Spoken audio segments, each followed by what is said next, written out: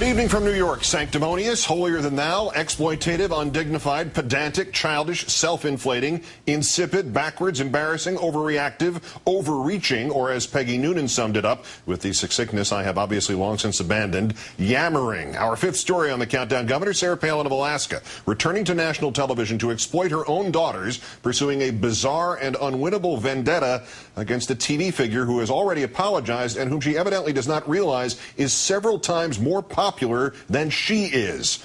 Day 4 of the Palin vendetta against David Letterman. The Alaska governor expanding her list of perceived victims from just her two teenage daughters to all young women in this country. This after Letterman not only apologized Wednesday night on air for a joke he had delivered Monday about the Palin family's trip to New York City, but also continued to take the high road in the face of repeated attacks by a politician so power-crazed she is again using her own daughters to try to earn political capital. The man who has quickly become the victim here introduced himself as Dave Letterman, making friends wherever I go, on last night's program, and making himself the butt of the joke. Earlier in the week, I made some jokes that upset Sarah Palin, and I was telling jokes about her family and stuff. She got really upset, and I think everything's fine now. I think everything's going to be great because she called today and invited to take me hunting. No outcome satisfactory for a politician seemingly intent on escalating the controversy, milking it for as much publicity as possible at her daughter's expense. That meant 11 minutes on the Today Show this morning, ostensibly to push her plan for a natural gas pipeline from Alaska to the lower 48. Never mind that there is a natural gas glut in North America. The boondoggle quickly giving way to baseless attacks. Can we talk about some of the other ways you've been in the news lately, and you know about this? There's been this feud this week with Late Show host David. We must. No, I know. Oh, okay, we'll skip it. See ya. Have fun storming the obscurity castle.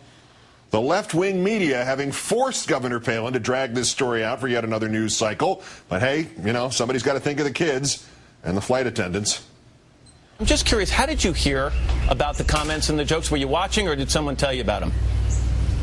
No, the next day I had an interview with John Ziegler on his new radio show, and he asked me about a comment that Letterman had made regarding my appearance as a slutty flight attendant. And my first thought was, hey, don't disparage flight attendants. They work hard. We love them. You know, how condemning of them. Don't say such a thing. And then I found out later that the comment that was made about statutory rape of my 14-year-old daughter Willow, knowing that crossed the line, and then others chiming in on other comments that Letterman has made. Just, you know, quite I think, a sad commentary on where we are as a culture, as a society, to chuckle and laugh through comments such as he had made the other night. I think it's quite unfortunate. Since David Letterman's not here, let me just say that he did not mention Willow by name, and he then went on to say he was not referring to your 14-year-old daughter. I do want to read this statement that you were... Go ahead.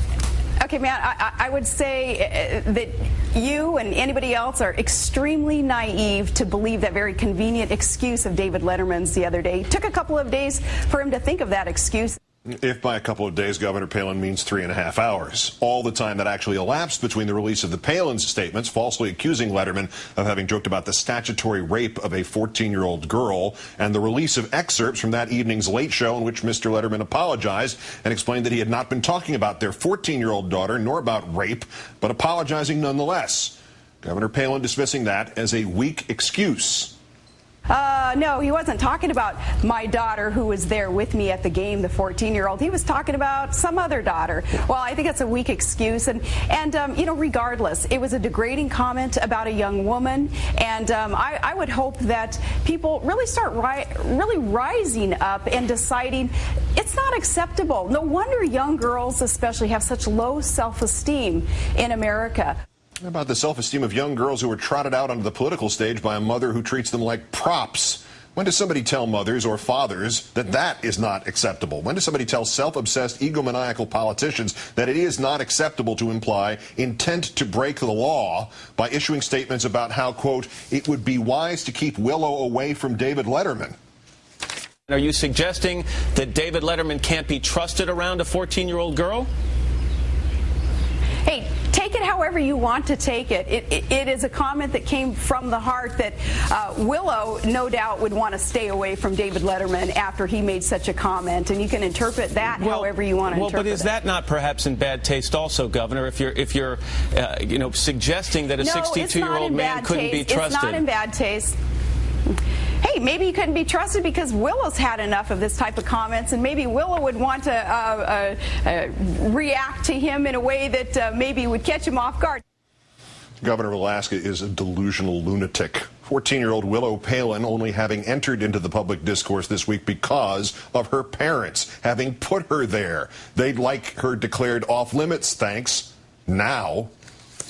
Here's the problem, Matt. The double standard that has been applied here. One, let's talk politically, the double standard. First, remember in the campaign, Barack Obama said, family's off limits. You don't talk about my family. And the candidate who must be obeyed, everybody adhered to that, and they did leave his family alone.